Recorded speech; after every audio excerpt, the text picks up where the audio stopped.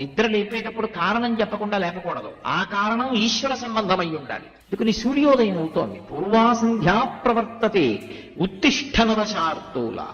నిద్రలే ఓ నరశార్దూలమా, నరులలో చాలా గొప్పవాడా, లే కర్తవ్యం దైవమాన్వికం. ఏం చెయ్యాలి? సూర్యోదయం అయ్యే సమయంలో ఏ ఇతర పని చేయకూడదు, సంధ్యావందనం చెయ్యాలి. కాబట్టి లే సంధ్యావందనం చెయ్యి. రాముడు చేయలేదనుకోండి, నిద్ర లేవలేదు, ఇటు వాళ్ళు వెళ్ళి అబ్బా అలిసిపోయిన పో, నిద్ర తర్వాత వాళ్ళు కూరుకుంటాను అన్నాడు అనుకోండి, ఏమన్నా విశ్వామిత్రుడు మళ్ళీ కాసేపు ఆ వచ్చి లేపుతాడు సూర్యోదయం అయిపోయాక. రామా కనీసం ప్రాయశ్చిత్తంతో సంధ్యార్ఘ్యత్రయం చేయలే అంటాడు. లేవలేదనుకోండి, ఏమిటో చెప్పానండి విశ్వామిత్రుడిని బ్రహ్మర్షిని, చెప్పినా కూడా నిద్ర లేవలేదు, ఏంటండి ఈ రాముడు అని గుండె బాదుకుని తను చేయవలసిన పని తాను మానేయుడు. నీ చెప్పానా లేదా, అవతల వాడు చేశాడా లేదా తనకి సంబంధం లేదు, నీ చెప్పానా లేదా. కర్తవ్యం అంటే తన వైపు నుండి ఉంటుంది. కర్తవ్యం ఏం చేస్తుందంటే మీరు చేసేది చేసేట్టు చేస్తుంది అంతే తప్ప అవతలవాడు చేయలేదని బెంగ పెట్టేసుకుని మానసికంగా కుంగిపోతే బాధ్యత అంటారు. బాధ్యత మనిషిని కుంగతీసేస్తుంది, కర్తవ్యం మనిషిని విడుదల చేసేస్తుంది. నేను చెయ్యవలసింది చేశానా లేదా. రాముడి జీవితం అంతా కర్తవ్యతా దృష్టితో ఉంటుంది. నేను చెయ్యవలసింది చేస్తున్నానా లేదా అంతే. అవతలవాడు దాన్ని పట్టుకున్నాడా, వృద్ధిలోకి వస్తాడు. పట్టుకోలేదా, వాడు పట్టుకోలేదని రాముడేం చిన్నబుచ్చడు, వాడు పట్టుకునేటట్టుగా చేయమని ఈశ్వరుణ్ణి ప్రార్థన చేసి వదిలేస్తాడు. అప్పుడు ఏమవుతుందంటే మొట్టమొదట కోపం రావడం పోతుంది. నేను చెప్పానండి వాడు వినలేదండి, కోపం ఏం రాదు. నీ చెప్పాను వాడు వినలేదు కాబట్టి ఎవరు వినేటట్టు చేయాలి, ఈశ్వరుడు చేయాలి. ఈశ్వర ఆవిడు పాడవుతున్నాడు, మీరు జోక్యం చేసుకుని వాడికి సద్బుద్ధి కల్పించండి అంతే.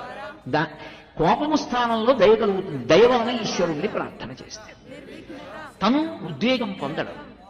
వాక్యమునందు తన మాట యందు అనుద్వేగకరం వాక్యం అంటాడు. ఉద్వేగం లేని మాట ఉంటుంది. కర్తవ్యత దృష్టి మనిషిని ఎప్పుడు కూడా ప్రశాంతంగా ఉంచుతుంది. కర్తవ్యం కాకుండా బాధ్యత అన్నాడు అనుకోండి, నా కొడుకుది నాదే బాధ్యత, నా కోడలది నాదే బాధ్యత, నా కూతురుది నాదే బాధ్యత, నా అల్లుడిది నాదే బాధ్యత, మా ఆవిడిది నాదే బాధ్యత, మా ఊళ్ళో వాళ్ళది నాదే బాధ్యత అన్నాడు అనుకోండి, కుంగిపోతాను. నేను రామాయణం చెప్తూ కోపాన్ని పరిశీలించుకోవాల్సిమండి, మీరైనా నేనైనా కూడా అని చెప్పాను. ఎవరో వెంటనే నేను వెలిగితుంటే నా మీద కస్సుమని కోపడ్డాడు అనుకోండి, ఎందుకు వచ్చి చెప్పినట్టు నేను అని నేనేం బాధపడకూడదు. ఈశ్వరా చూసావా పాపం ఇంత విన్నా కూడా ఆయన నిగ్రహించుకోలేకపోయాడు. ఏ పరిస్థితుల్లో నిగ్రహించుకోలేకపోయాడో నేను కూడా ఆ పరిస్థితుల్లో అలాగే చటుక్కున జారిపోతానో ఏమో. ఈశ్వర ఆయనని నన్ను కూడా అలాంటి పరిస్థితుల్లో కోపం రాకుండా అనుగ్రహించవయా అను నమస్కారం పెట్టి వెళ్ళిపోవాలంతే. నీ చెప్పేది చెప్పానా లేదా, నీ చేయవలసింది చేశానా లేదా అంతే. ఓ కొడుకు విషయంలో నేను వాడికి ఉపనయనం చేశానా లేదా వేళపట్టున, నేను వాడికి మంత్రోపదేశం చేశానా లేదా, నేను సంధ్యావందనం చేశానా లేదా, ఒరే సంధ్యావందనం చెయ్యాలరా అని చెప్పానా లేదా. ఇప్పుడు వాడు సంధ్యావందనం చేయకపోతే నేను గుండెలు బాదుకోకూడదు. ఎవరైనా వచ్చి అయ్యా మీ మాటలు విని సంధ్యావందనం చేస్తున్నామండి అంటే చెట్టుకి కూర్చోకూడదు. రెండింటికి సమానం. చాలా సంతోషం, మీకు ఈశ్వరానుగ్రహం కలిగింది, చాలా సంతోషం అండి, నేను మీరు కూడా పనిముట్లం. ఆ మార్పు మీకు నా ద్వారా ఈశ్వరుడు చేయించాడంటే నేను పనిముట్టుని దానికి. మీరు సంధ్యావందనం చేశారని నాకు పొగ్గు లేదు, ఒకవేళ మీరు సంధ్యావందనం చేయకపోతే నాకు పొగ్గు లేదు. మీరు చేసేట్టుగా చేయమని ఈశ్వరుణ్ణి ప్రార్థిస్తాను. అంటే నేనేదో చెప్పేవాడిని ఉద్ధరించేవాడిని నీ మాటలు చెప్పట్లేదు. ఉదాహరణకి ఎవరో ఒకటి మీద పెట్టి చెప్పాలా ఉదాహరణ, అందుకు చెప్పా తప్ప నేను చెప్పగలిగిన వాడనని కానీ నేను అలా చెప్తానని కానీ నేను మీకు చెప్తున్నానని మీరు అనుకోకూడదు. ఉదాహరణ అంతే. నేను అంత గొప్పవాణ్ణి కాను, మీ అందరికన్నా సామాన్యుడు. కాబట్టి ఉత్తిష్ట నరశార్దూల కర్తవ్యం దైవమాన్వితం. అదే విశ్వామిత్రుడిలో ఉన్న గొప్పతనం. ఇదే రాముడికి వచ్చింది గురువు గారి దగ్గర. గురువుతో కలిసి ఉండడంలో వచ్చే ప్రయోజనం ఏమిటంటే గురువు గారి నడవడి ఎలా ఉంటుంది, ఎప్పుడు ఏ సందర్భంలో ఎక్కడ ఎలా ప్రవర్తిస్తాడు అది ఒడిసి పట్టుకోవాలి శిష్యుడు. అందుకే గురువు వెంట వెళ్ళడం అంటే ఏదో భౌతికంగా వెళ్ళడం కాదు, గురువు గారి నడవడిని పరిశీలనం చేసుకొని అలా అన్వయం చేసుకోవడం, జీవితంలో అలవాటు చేసుకోవడం. విశ్వామిత్రుడి యొక్క లక్షణం రామచంద్రమూర్తి యందు ప్రకాశించింది. చెక్కాడు విశ్వామిత్రుడు రామచంద్రమూర్తిని. అది గురు శిష్య సంబంధం అంటే. అందుకే రాముడి జీవితాంతం కర్తవ్యం, నేను చెయ్యవలసింది చేశానా. ఎప్పుడు మాట్లాడినా ఇదే మాట్లాడతాడు విశ్వామిత్రుడు. అందుకే పాతకం వా సదోషం వా కర్తవ్యం రక్షతా సదా రాజ్యభార నియుక్తానాం యశధర్మ సనాతన. నా మాట కాదు రామ, యశధర్మ సనాతన. ఎప్పటిదో తెలియదు ధర్మం, సనాతనమైన ధర్మం. దీనికి నిజానికి ఇతర పేర్లన్నీ కల్పితములు. యథార్థమైన పేరు సనాతన ధర్మము. ఎప్పుడు ప్రారంభమైంది ఈ ధర్మం తెలియదు. ఈశ్వరుడు ఎప్పుడున్నాడు? అనాది. ఆయన చెప్పిన ధర్మం వేదము ప్రమాణము కాబట్టి ఈశ్వరుడు ఎప్పుడున్నాడో వేదం ఎప్పుడుంది. వేదము ఈశ్వరుడి ఊపిరి. నేను ఇప్పుడున్నాను, నా ఊపిరి తీయడం ఎప్పుడు మొదలెట్టానో అప్పుడున్నాను. ఈశ్వరుడు వేదం ఎప్పుడుంది? ఈశ్వరుడు ఊపిరితో సమానంగా ఉంది. ఆయన ఊపిరి, ఆయన వాక్కు. ఊపిరి తీయకుండా నేను మాట్లాడగలనా? ఊపిరి తీసి ఆ విడిచిపెడుతున్నప్పుడు వాక్కుగా మారుస్తాను. అలాగే ఈశ్వరుడి ఊపిరి వేదం. అంటే ఈశ్వరుడికి వేదానికి అభేదం, నాకు నా ఊపిరికి అభేదమైనట్టు. నా ఊపిరి ఉన్నంత కాలమే నేను ఉంటాను. అలాగే ఈశ్వరుడి ఊపిరి వేదమైంది అంటే ఈశ్వరుడికి వేదానికి అభేదం. ఈశ్వరుడు సనాతనుడు, వేదము సనాతనం. అందుకే వేదమును గౌరవించుట, ఈశ్వరుని గౌరవించుట, వేద పండితుణ్ణి గౌరవించుట, ఈశ్వరుణ్ణి గౌరవించుట. అందుకు కంచికామకోటి పీఠాధిపత్యం వహించిన మహాపురుషులు చంద్రశేఖరేంద్ర సరస్వతి స్వామి వారు తరచుగా జనానికి చేసినటువంటి హితబోధ, నీకు అర్థమైనా అర్థం కాకపోయినా వేదాన్ని నమ్ముకుని బతుకుతున్నటువంటి మహానుభావులు పండితులు కనపడితే వాళ్లతో ఒక్క పన్నం చెప్పించుకుని నేల మీద పడి నమస్కారం చేయించాలి. ఎందుకని అంటే వేదమే ఈశ్వరుడు, ఈశ్వరుడే వేదము, రెండిటికీ అభేదము. కాబట్టి సనాతన ధర్మము నేను చెప్పట్లేదు రామ, సనాతన ధర్మం చెప్పింది. యశధర్మ సనాతన. ఇది సనాతనమైన ధర్మం. ఏమిటి? నృశంసం అనుశంసం వా. అది నిందించదగినదైనా శ్లోకింపదగినదైనా రాజులైనటువంటి వారు తప్పకుండా చెయ్యవలసినటువంటి పని ఒకటి ఉంది. ఏమిటి ఆ పని? పాతకం వా సదోషం వా. ఒకవేళ అది చేయడం వల్ల నీకు పాపమే రావచ్చు. అంతఃపురంలో కూర్చుని మృష్టాన్న భోజనం చేయడానికి కాదు నిన్ను యువరాజుగా కూర్చోబెట్టింది, లేదా కూర్చోపెట్టబోతున్నది, లేదా మహారాజ కుమారుడిగా నువ్వు జన్మించింది. నువ్వు చెయ్యవలసింది ఒకటి ఉంది. ఏమిటో తెలుసా? గోబ్రాహ్మణ హితార్థాయ దేశస్యాస్య సుఖాయ చ. ఆమె గోవుల్ని చంపుతోంది, బ్రాహ్మణుల్ని చంపుతోంది. తాటకా మారీచుడు కలిసి గోబ్రాహ్మణ హితార్థాయ దేశస్యాస్య సుఖాయ చ. పరమ సమృద్ధములై ఉన్నటువంటి మలదము కరుషము అనేటటువంటి 2 పట్టణాలు ఎండిపోయాయి. జనులందరూ వెళ్ళిపోయారు ఇంత గొప్ప ప్రదేశం నుంచి. ఎందుకని? ఆవిడ వల్ల. ఇప్పుడు నువ్వు దేశ సంక్షేమం కోసం ఆమెని చంపాలి. ఆడది అని చూస్తున్నావా? ఆడదాన్ని చంపకూడదు అనుకుంటున్నావా? ఇది ధర్మము. నువ్వు రాజకుమారుడివి, దేశం కోసం బాణం వెయ్యాలి. ఒకవేళ ఆడదాన్ని చంపిన పాపం వస్తే వేసుకో ఖాతాలో. ఎందుకని అంటే దేశక్షేమం కోసం నీ కర్తవ్యం నువ్వు చెయ్యాలి.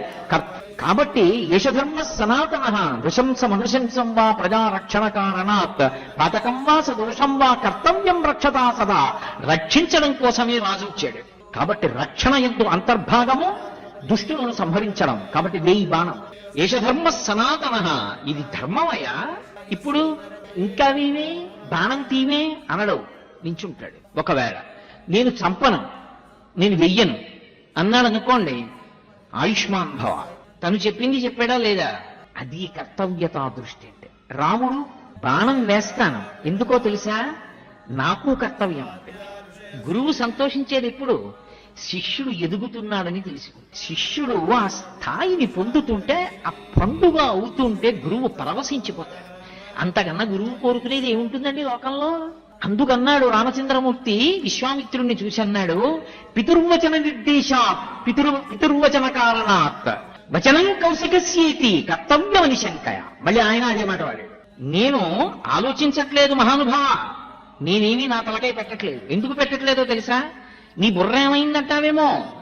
నా బుర్ర ఎందుకు పెట్టట్లేదంటే పితుర్వచన నిర్దేశాత్. ఇది రేపు సీతారామ కళ్యాణం చెప్పేటప్పుడు మీకు చెప్తా రాముడి గొప్పతనం ఏమిటో. పితుర్వచన నిర్దేశాత్. మా నాన్నగారి మాట పైన ఉంది. ఏమిటి నాన్నగారు? ఏమిటి ఆ గొప్పతనం అంటే వేదం చెప్పింది నమ శంకరాయచ.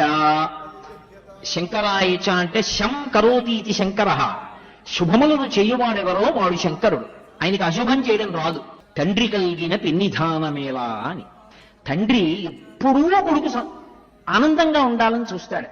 తను అడిగిపోయినా, తన శరీరం పడిపోతున్నా కూడా, ఆఖరికి తను ప్రాణాలు విడిచిపెట్టేస్తున్నప్పుడు కూడా కొడుకు ఒళ్ళో తల పెట్టుకుని వదిలిపెట్టేయాలని కోరుకుంటాడు. ఆ కొడుకంటే అంత ప్రీతి తండ్రికి. తాను ఏమైపోయినా పర్వాలేదు, కొడుకు సంతోషంగా ఉంటే చాలు. అటువంటి లక్షణం ఎక్కడి నుంచి వచ్చిందంటే పరమశివుడే ఈ లోకంలో తండ్రిగా తిరుగువాడుతూ ఉంటాడు.